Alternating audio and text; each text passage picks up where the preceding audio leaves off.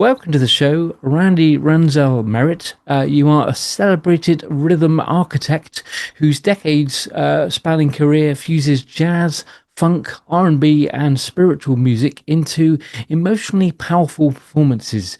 Renowned for transforming drumming into storytelling, you've collaborated with iconic artists like Pharoah Sanders, Ahmad Jamal, and Macy Gray, to name a few.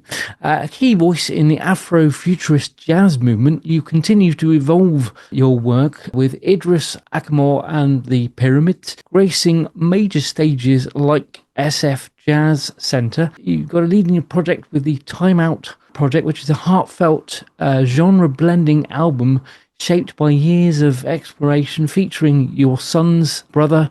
It's also it's kind of a family affair. I'll let you talk about that later on with us. It's so good to have you on the show, Randy. Thank you so much for joining us, and please do tell us more. Oh, thank you. Thank you for having me. I've been playing drums for a long time, traveling the world. Mm. Drums has taken me all around the world a few times. I worked with a guy named David Merritt for about 30 years, saxophonist. We traveled all over and we played with a lot of people. Yeah. He would put together different bands, different units, and then we would travel and play behind them. He has a big band I play with, octet I play with, and quartet. So he kept me busy for about 30 years traveling, and I did a disco album that went platinum with a guy named Sylvester. Mm. And the Two Towns of Fun was a big hit, especially in San Francisco, that's where he used to live. So I've been blessed to travel, and I'm still here. I'm still playing. Yeah. I just did a nice festival in San Francisco, SFJAZZ Festival. Mm. It was really, really nice. Yeah. It was a week-long festival. Wow. And hey, man, I'm just keeping it going and getting back into my writing like I used to. Mm-hmm. That's about it. Good stuff. Do you miss writing? Yes, I do, man. It's the business side back that kind of turned me off with writing. You know, I love writing. I bought some equipment, but my sons are writing now. Both of my sons, they write. And Okay. but now it seems to be a little bit easier to get your things out there and let people hear them than it was when I was growing up. You know, we had to have a middleman. We had to have someone to take our music and let someone hear it, and then we had to deal with, you know, fighting or struggling to get paid, and people bite your songs and take your things. And, you know, music business is tough, man. Yeah. But I'm still here, and so Yeah. I'm really thinking about getting back to my writing because I enjoy it. Yeah, and Mm. I'm teaching. I'm teaching at 3 schools. Okay. I'm teaching percussions, Wow. All right. and that keeps. So I stay busy, and I'm playing. I have to perform tonight, and I enjoy teaching. I've been teaching for about 15, 16 years. Mhm. Wow. You find the kids like, are they accepting what you're teaching them? Because everybody's got a different formula, you know. Are they inspired by what they're doing? Yeah, and you know I'm a comedian too, so I keep them laughing. I make it funny. I don't like. I'm not real hard on kids like it used to be when we were taking music lessons. I don't whack their hands with a ruler, you know. Play it again. Yeah, but Yeah. and that's why I've been teaching for a while. I don't have as many. After COVID came, I lost a lot of students, but so we do Zoom now. We do Zoom a lot, and I have three. I teach at 3 schools. I teach at the Oaktown Jazz Workshop, where we teach kids how to swing, man, where blues came from, you know. The beginning of Yeah. American music is the blues. We give them a little history, Mm. and from blues to jazz, you know, to R&B. And I teach at a nice church. I have about 5 kids, and they have a nice program for the kids. Mm-hmm. And I also teach at Castro Valley's music school. Oh yeah. So I Wow. stay busy, Yeah. and I play. I have to play tonight, and I'm going to be going back. I just got back from New York. Mm. We did a nice festival. I'm just trying to keep it going, you know. Yeah. Yeah. That's good. And my sons played. My sons are great musicians. One plays saxophone, Mm. and one plays drums. And Yeah. they worked with some great people, Kaylani, her. Yeah, they worked with them for a while. Mm. Wow. That's Wow. really good. Now, do you write lyrical content? I do. I'll come up with the hook, and we're just right around the hook. It's all in the rhythm. You change the rhythm, you can Yeah. keep the song. You had to change the rhythm with the melody a little bit, Mm. and change the rhythm with the drums, because Right. a chord doesn't get old. C major is gonna always be C major. Blah blah. It's how you approach the chord, Yeah. That's and right. That's right. you got to put a new feel on it. Yeah. And same thing being a drummer. See, I try to stay fresh. I get together with some young guys and we go over some things. And I play so many different styles of music. See, I'm not just a one drummer. Oh, he's a funk drummer. He's Yeah. like, no, I'm a Yeah. drummer. Yeah. And Yeah. I do my best whatever I have to play. I play gospel. Now I just did a nice big festival in San Francisco, and we were playing avant-garde. Avant-garde Wow. Okay. mixed with jazz with the beat. I'm doing a funk Yeah. thing, then we take it out, we space out. Like who can I remind you? It's more like a Sun Ra. Have you ever heard of Sun Ra? Yeah. Way back in the day. Way back Mm. in the day. And then we put the little funkadelic feeling with it. So we come with Uh-oh. the backbeat, and we've got three violinists, Wow. two pianos, players, some bass drums, horn section. So it's a big production. Yeah. And I like it because I get a chance to stretch out, and everything I've been working on and playing all my life, I get a chance to play that. I get a chance to play some funk in there. We Mm. do some little Latin Yeah. thing. And that's what I like. I'm glad I studied when I was young Mm. and trying to play all different styles. Because back in the 80s, 90s, they labeled you as one thing. Oh yeah, he's a funk drummer.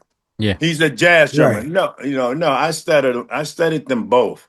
And I Latin and everything. And I'm glad I did that. I went to school. I studied big band. Mm. I studied theory, and I'm a pianist also. And so I wrote my songs from the piano. And Gotcha. I got tired of hearing people talk about chord changes, 1 4 5, and all. And so went back and I studied so I would understand chord progression, Mm. understand harmonies. So I studied that, and when I got it, I wasn't going per se just for a degree. I was going to just for knowledge. So when I get with jazz cats, they just don't tell me play drums. Mm. I can understand where they're going with it. And I felt more comfortable, and I knew all standards. And people are surprised when a drummer knows standards. Mm. I learned all my Mhm. scales, 2 octaves up and down, and in college. So I was glad I did that. People respect you a little bit more when they see that you know something. Mm. Especially a drummer. They think we're all Mm. stupid anyway. Just keep the beat, man. Yeah. Yeah. That's Sylvester's album right there. Okay. Cool. Um, Yeah. that was the Okay. biggest one. Then I'm on his greatest hits, and they got a platinum too. But I had just never ordered it. And that's Rodney Franklin right there. I had a great opportunity to do one of his smooth Yeah. jazz albums. Nice. Yeah. He put smooth Mhm. jazz on the map. He Okay. was the new Ramsey Lewis. Okay. Okay. Yeah. Mm. Right. Hey, Tom. With regard to what your advice would be, or what your advice is to new drummers and starting out people, would you advise then to try and be very much a versatile drummer and do different styles rather than pigeonhole yourself into one area? Yes, I would, because you know what? You'll last longer. Yeah. And it may Mhm. take you other places that you would have never had a chance to go. Mm. And by learning more music, different styles, for example, they didn't let you major in gospel in college Okay. Mm. until recently. And I'm talking about the last 15, 20 years. They started accepting gospel players. So Okay. what happened to gospel pianists, they went to the jazz school and they Right. Okay. studied, they mixed the jazz, blended in with the gospel. And now you hear these cats play today, and it's unbelievable. I'm like, what? I mean, they feel they got from the gospel connected with the jazz. And man, these cats, a lot of the times they can't tell you the chord they're playing, but the feel and the sound of it is unbelievable. That's right. I mean, God, just the blend. It's like blending certain dishes together, food. Yeah. You know, you learn some Italian, you learn some German, you learn some, and you put it all together. Then some person comes along and knows how to blend, knows how to season. Yeah. And that's when you get, that's why it's good to mingle, come together, not segregate. No, you're only jazz, only funk. For sure. They didn't want the gospel in the church, in schools, because something new is hard for people to accept. But people protested for the longest. And I was on the road with this young pianist. His name is Jermaine, very talented guy. He came out of the church. He's a preacher now. But they wouldn't let him in Berklee School of Music. Yeah, I'm going to say names. This is back in the day. This is about 15, 20 years ago. Because they wouldn't accept gospel as a major in college. Right. Yeah. But he got in. And man, it opened his head. It opened him up to understand theory more too, right? Because a lot of people, they don't study like that, but he had to study. And man, let me tell you, his sound changed. He blend the gospel chords with the jazz, and man, it made him so much better as a musician. But then also, if you got a gig, man, where you playing with one person for 30 years. I mean, you know, hey, it is what it is. You just have to ride it out. But I wanted to learn different styles of music. And it took a long time. Yeah. Because the jazz drummers would call me a funk drummer. The funk drummers would call me a jazz drummer. So I got tired of that. Man. I was like, what the man? Yeah. So, but I just kept doing it and I got a better feel with both of them. Yeah. And now when I play funk, it sounds like funk. But I prefer, my favorite is jazz, because I can express myself. I can open up. Right. You know, I was working with Pharoah Sanders. And Pharoah told me during the recording, and Pharoah said, Redney, on this song, I want you to think hard, like a person working on the railroad. Yeah. And I'm like, I'm nervous. I say, oh shit, oh man, what the hell am I gonna think about? He said, this song's gonna be strength. So I thought of old John Henry. Okay. Wow. Old John Henry was a man. So he's working on the railroad and just boom. So I would hit the snare every other beat, not just on 2 and 4. Yeah. I would hit a 1, bow, 2, 3, 4, the 1. Yeah. Uh-oh, your sound went. I guess. So it gave it a real. It went away? Yeah, it was all good. Yeah, you're back. It's fine. Okay. So the sound, it was that just hitting in snare once every bar made it strong. You know it was coming, not just on 2 and 4. Yeah. And man, he went crazy. He said, because I was thinking of old John Henry working on the railroad. Yeah. And when he was drilling trying to beat the machine. That was John Henry, right? Yeah. It's been a while. Yeah. And so he's going to prove that he could beat the machine through the rocks. Gotcha. And even though he died afterwards. So that's what was on my mind. And a guy named Joe Bonner on piano, very great jazz pianist. He went crazy over it. He said, yeah, man, that's it. And so I was doing a Bernard Purdie shuffle on top. Nice.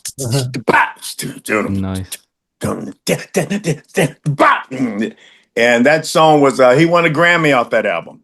Wow. And the song was called Think About the One. Okay. Nice. Yeah, Idris Muhammad was on there too. I just did that one song. But that was uplifting. And I was young, man. I'm playing with Pharoah Sanders. Yeah. But that, you know, I had to think that things like that, you really want to get it right. You want to please someone. Definitely. And he was satisfied. That's so good. Right. So good. Love it. Listen, Ranzel. Yes, sir. Beautiful to see you, my brother. Yeah. Thanks, Ranzel. Thanks for joining Nice us. talking to you. Nice meeting you, my man. Yeah. And nice to see you, Skyler Jett. It's a long time, man. I know, brother. I know. I used to come to your house right across the street from Fremont, Yeah. and yeah, back in the day. But listen, man, thank you for the privilege of your time today. Thank you're you welcome, very man. much. Thanks for having me. Yes, brother. All the best, man. And great to meet you. Okay. Love you. Take care. Music can save the world. Music can save the world. If we all get together, music can save the world. Yeah. Music can save the world. Music can save the world. If we all come together, music can save the world. There's an urgency facing our humanity. Thank you so much for watching. To stay up to date, please click subscribe and hit the bell. You can also join our group on Facebook and find us on LinkedIn and Instagram.